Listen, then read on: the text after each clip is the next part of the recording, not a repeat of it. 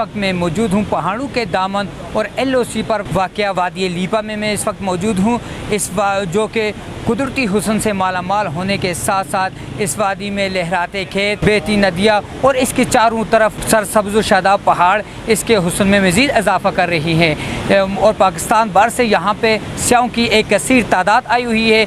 आज हम उनसे भी बात करेंगे कि उन्हें यहाँ पर आके कैसा लगा और वो कहाँ कहाँ से आए हुए हैं और वो मज़ीद आवाम को क्या मैसेज देना चाहेंगे इस वादी के हवाले से। बिल्कुल इसे जन्नत नज़ीर कहा जाता है और वाकई ये जन्नत है। अगर आप जन्नत की तमन्ना है ज़मीन पर आपको, तो मैं ये रिकमेंड करूँगा कि आप कश्मीर आएँ।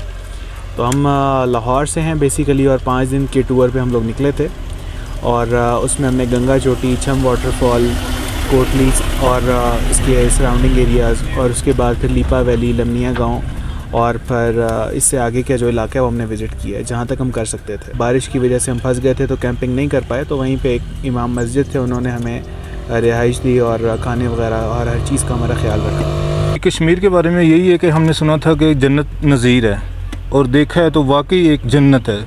जन्नत का एक टुकड़ा है ज़मीन के ऊपर, बहुत खूबसूरत ज़मीन का टुकड़ा है ये। बहुत खूबसूरत लोग हैं, बहुत उनका अच्छा रवैया है। हमने काफ़ी जगह यानी कि बाइक के ऊपर विज़िट किए हैं। ये मुझे बहुत अच्छी जगह, बहुत अच्छी प्लेस मिली है। जो लोग कहते हैं ना कि हमें टेंशन की वजह से बहुत डिप्रेशन हो जाता है, उन लोगों को ज़रूर इन इलाकों का विज़िट करना चाहिए। मेंटली बहुत फ्रेशमेंट मिलती है। बहुत खूबसूरत इलाका है, बहुत अच्छे लोग हैं इधर के।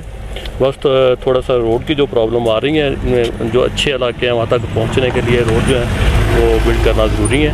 ये गवर्नमेंट को ख्याल करना चाहिए इन चीज़ों का। वादी लीपा के सरसब्ज़ और ऊंचे पहाड़, ये लहराते खेत और बहती नदियाँ, वादी लीपा के ये हसीन मंज़र पाकिस्तान भर से स्याहों को अपनी तरफ खींच रही है।